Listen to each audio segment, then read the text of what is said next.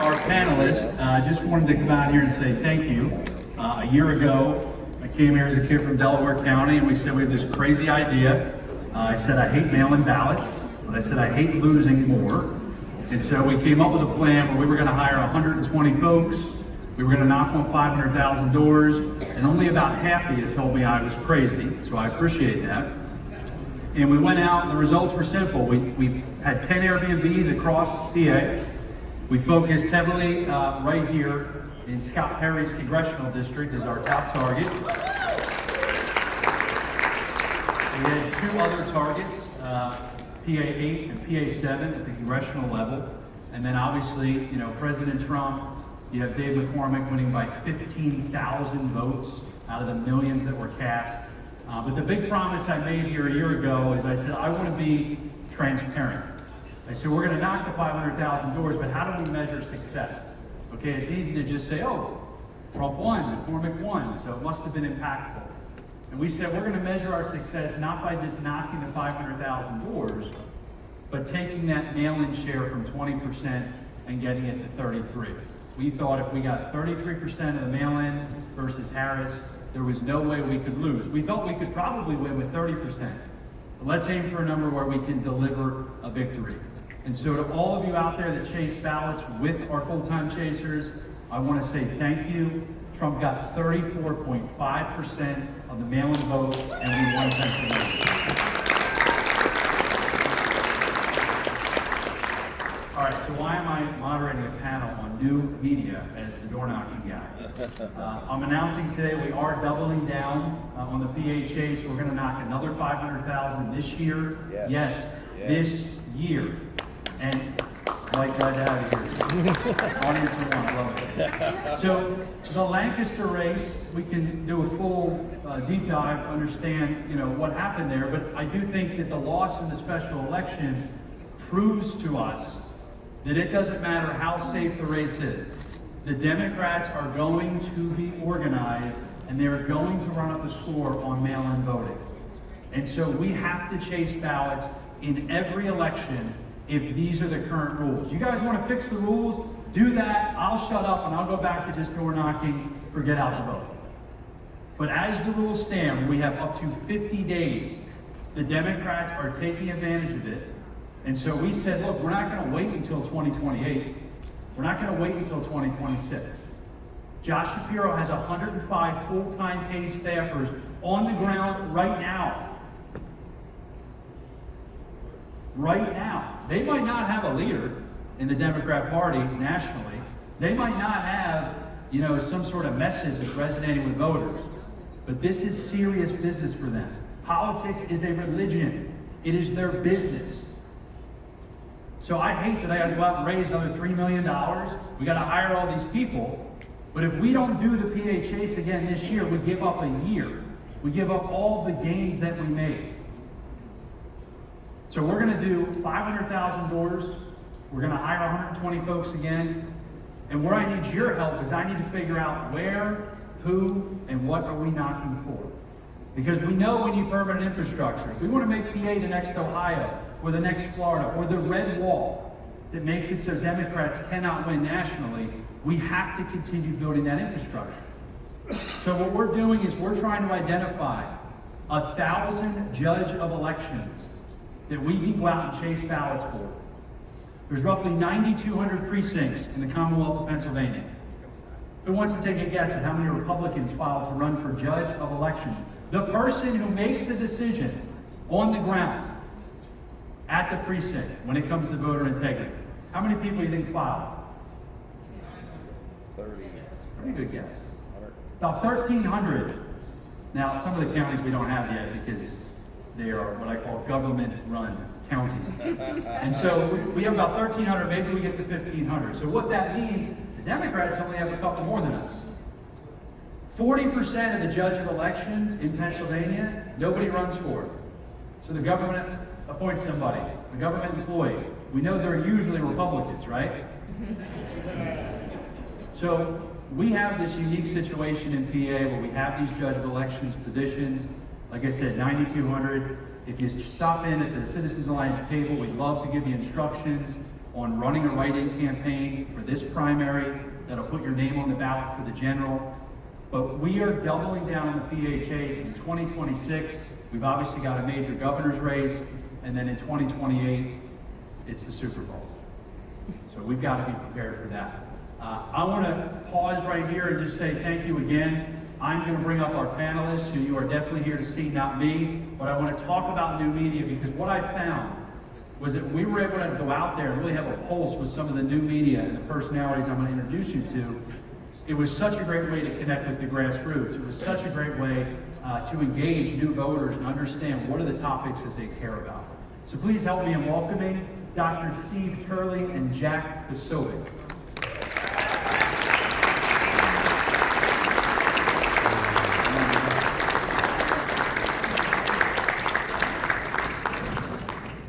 All right, so we're going to dive right in here.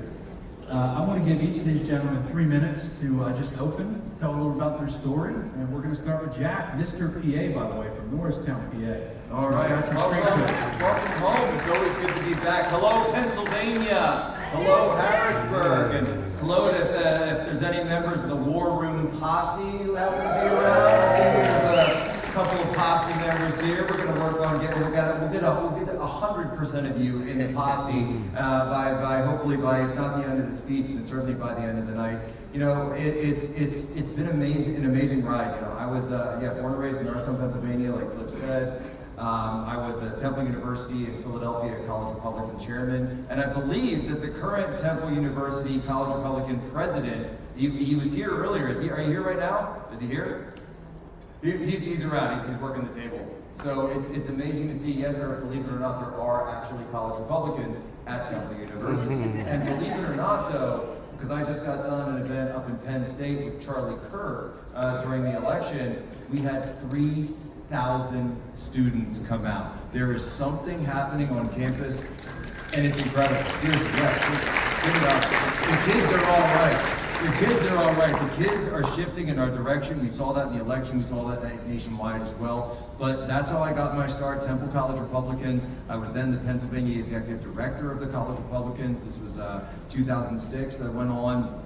Then I kind of got out of it for a while, joined the military, joined the United States Navy, and then somehow got into conservative politics when President Trump started running. But all I got to say, I've always said this, Pennsylvania is the play. The Keystone State is the key to winning the country. And I for years, I would try to explain this to the leaders of the Republican Party, and nobody wanted to listen. Nobody wanted to listen. Nobody believed. Said it's out of reach. It's out of reach. It's out of reach, because they didn't understand Pennsylvania. They didn't understand our voters. They didn't understand particularly the western part of the state, the working class voters who may be registered as Democrats, who may, by and large, are registered as Democrats, or nowadays are registered as independents. Of course, as we know in 2024, we've been turning them all Republican, because it was through Donald Trump and through the shift of making our party into this non-establishment, breaking through the mold of sort of the old way of things and turning it into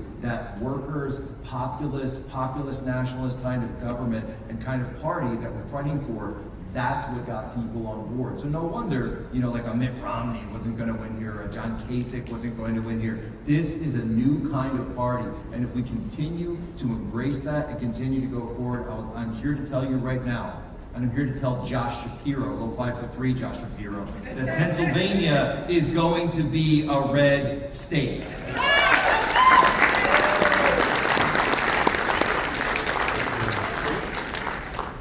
First of all, I think 5'3" is very tall. I don't know where he's coming from.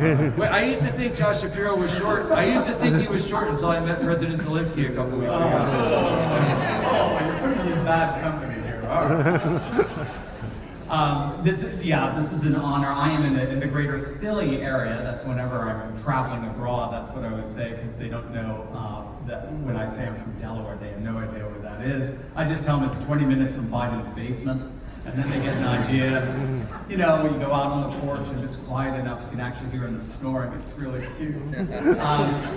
But I got into the new media very much like right around the time Jack did. I was in academia for 20 years.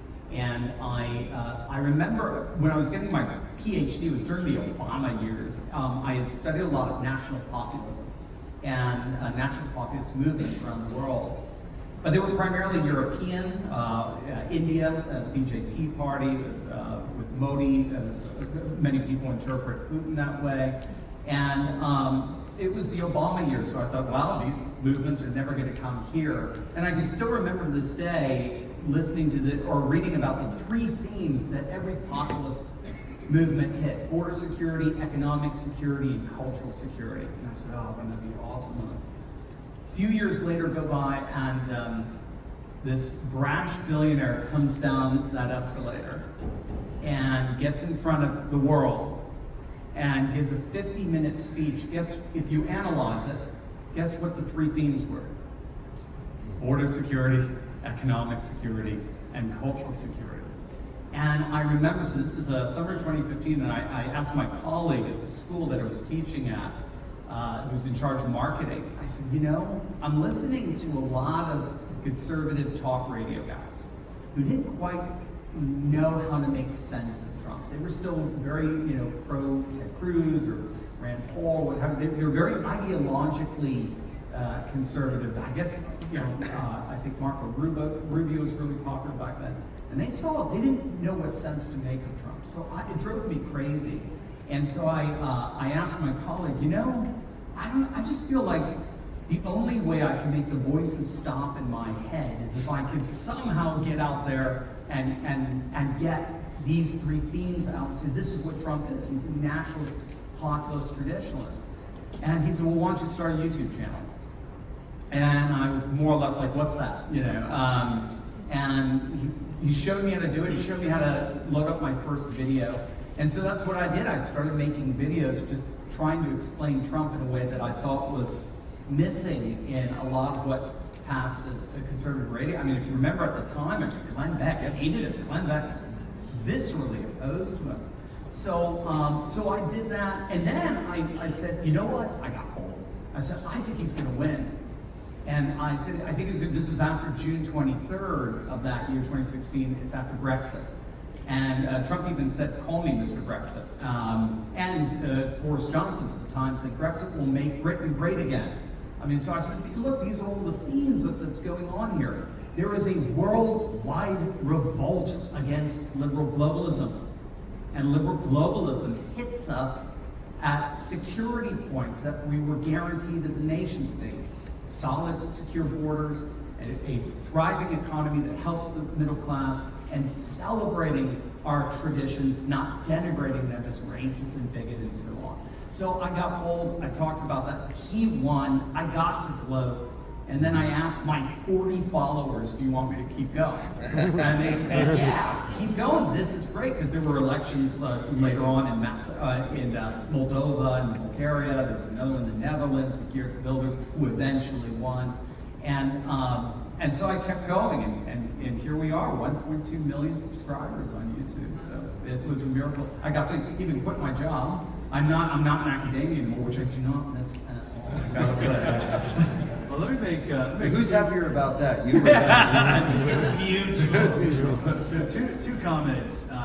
You know, when we launched our program here in PA, I was, you know, going out doing media, and I asked both of them to come today because there was something very different about their audiences.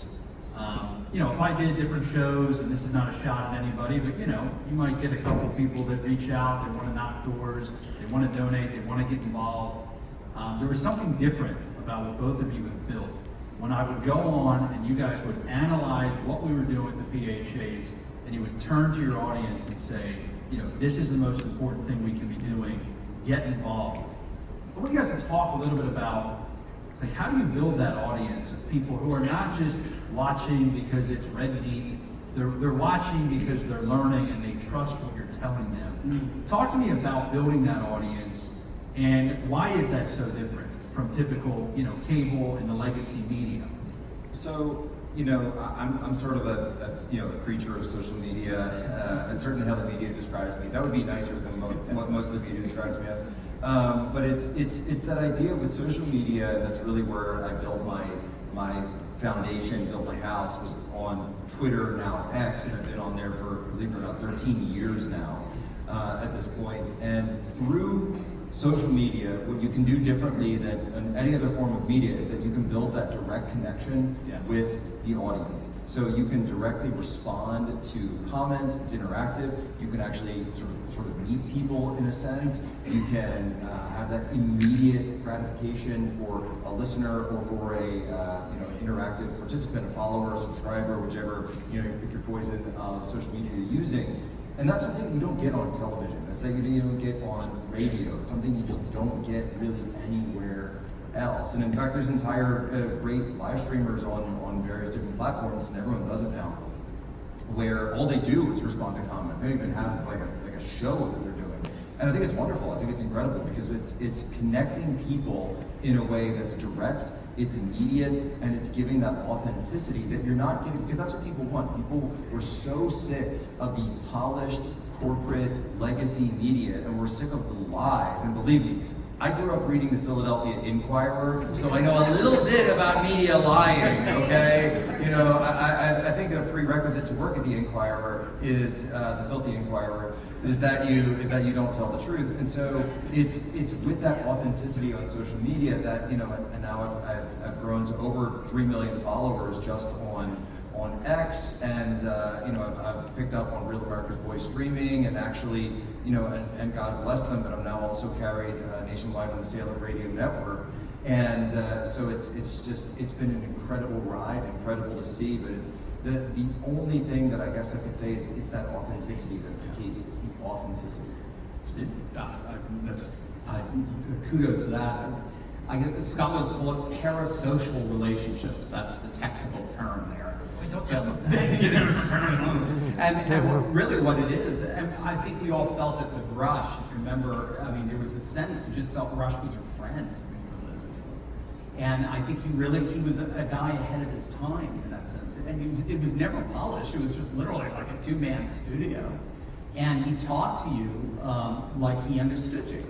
And then there was a sense, this parasocial is, well, they're not my friend that I hang out with, but they're not these superstars, polished celebrities and so forth.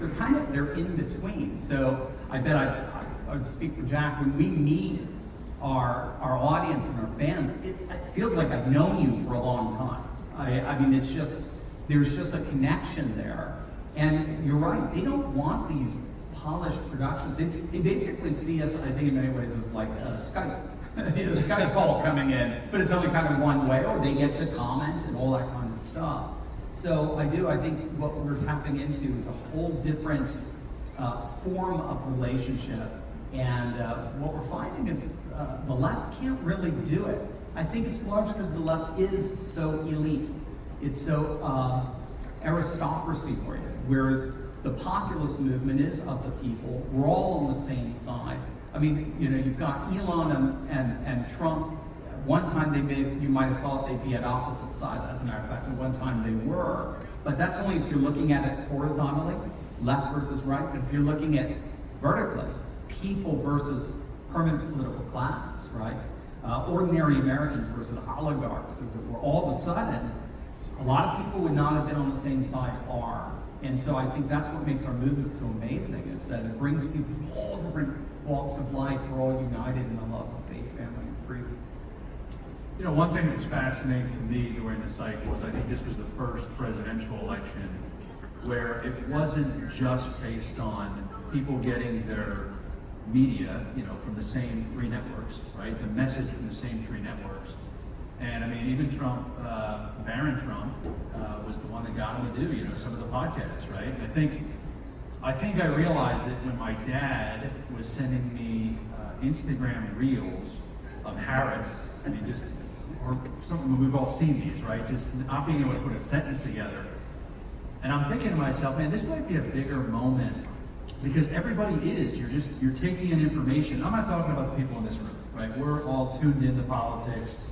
But when normal people are getting information from this decentralized type of communities or different shows, I just think it had a tremendous impact, and I think it helps the working class. It helps the blue collar that are usually just fed, spoon-fed one message. What do you guys think is the future? Like, how does this progress in terms of legacy media, you know, having its final breath? Is it on this trajectory? Is it going to be a slow kind of failing? Do a couple of the networks stay alive?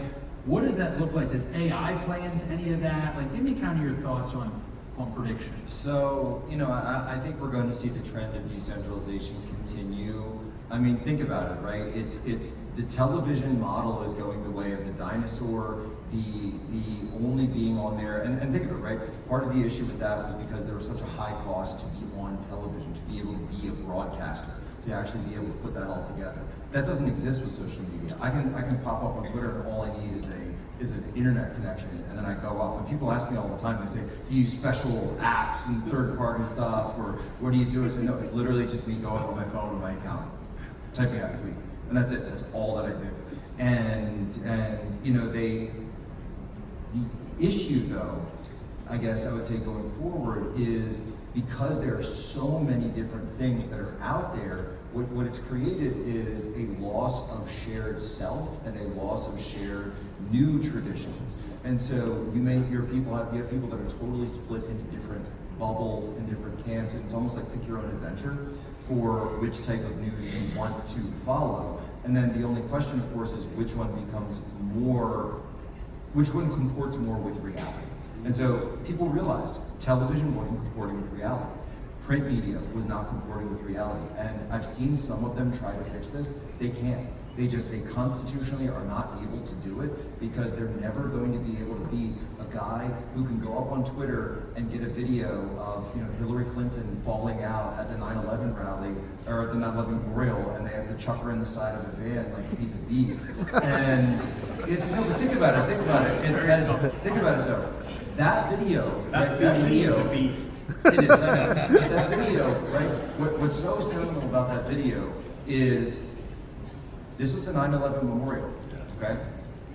9/11, 2016. All of the mainstream media was there. All the cameras were there. All the print reporters there. All the journalists was there. Who got that video? Zdenek Garza, a firefighter who was on his day off from Jersey City that had come over and happened to view all this, films it on his phone, and he posts it to Twitter. And he changed history. They're never going to be able to compete with that. Number one, because what he did is cheaper and far more effective. And number two, because they would never show it. Steve, your predictions? Yeah, it's we ain't seen nothing yet. I think in many ways. I mean, we're